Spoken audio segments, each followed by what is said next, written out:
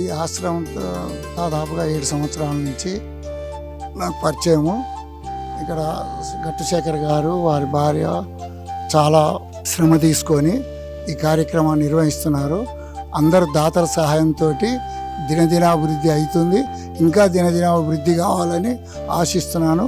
అందరూ ఎవరికి తోచినంత వారు సహాయం చేసి ఇంకా అభివృద్ధికి తోడ్పడాలని ఆశిస్తున్నాను.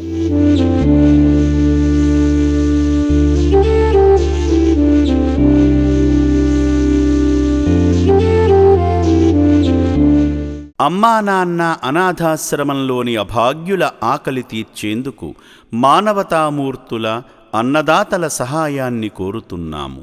ఈ రక్షణాలయంలో జీవిస్తున్న నిర్భాగ్యులకు 3 పూటలా అన్నదానం చేసేందుకు నిత్యావసర వంట సామగ్రి నిల్వలు సరిపోక ఇబ్బంది అవుతోంది.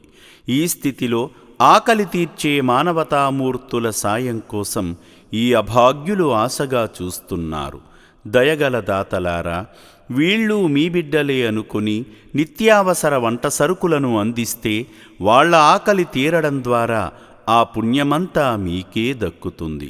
సేవాభావంతో మీరిచ్చే కేజీ బియ్యంతో 4 అభాగ్యులు కడుపు నిండా తింటారు.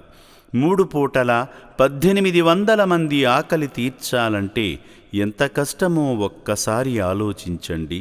దయచేసి బియ్యము, పప్పు, నూనె, కూరగాయలు ఇలా ఏదైనా సాయమందించి శ్రీ పుణ్యలింగేశ్వరుని అనుగ్రహానికి పాత్రులు కండి.